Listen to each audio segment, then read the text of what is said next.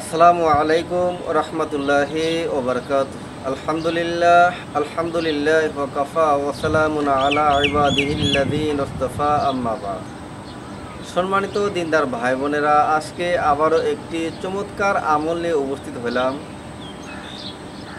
যে আমলটি দেখা যায় কিছু কিছু মা বোন ভাই ব্রাদার তাদের প্রয়োজন হয়। আজকের আমলটি যদি জিহ্বা খুলে যায় তাকে ভালো করার জন্য।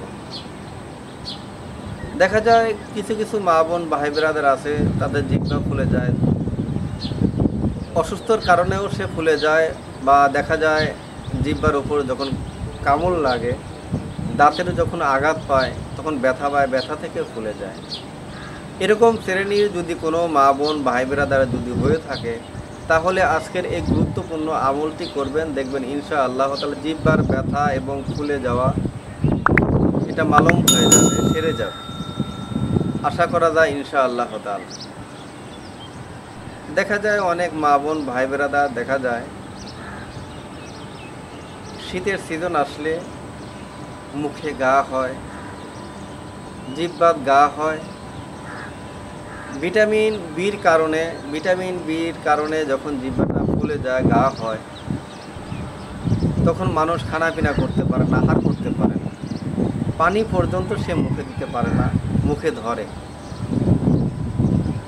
এরকম শ্রেণীর কিছু লোকজন আছে যে ভিটামিন বির কারণে তার মুখে বিভিন্ন সমস্যা হয়ে দাঁড়ায়। ওই সমস্ত মা বোন ভাই ব্রাদারকে বলছি, যদি আপনাদের জিহ্বা ফুলে যায়, জিহ্বা ঘা হয়ে যায়, তাহলে এই গুরুত্বপূর্ণ আমলটি করুন।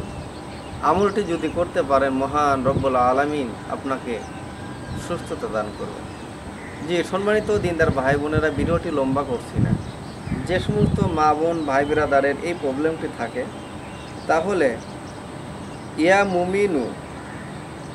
মুমিনু ৩০০বার পাঠ করে রোগীর উপর দম করলে অথবা মুখে দম করলে মহান রব্বুল আলামিন অতি শীঘ্রই আপনাকে সুস্থতা দান করবে।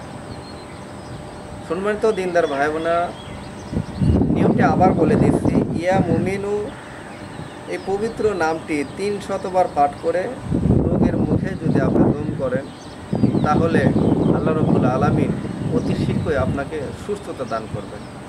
এই আমলটি আপনি ১ সপ্তাহ চালিয়ে যেতে পারেন, দেখবেন ইনশাআল্লাহ তাআলা আপনাকে সুস্থতা দান করবেন।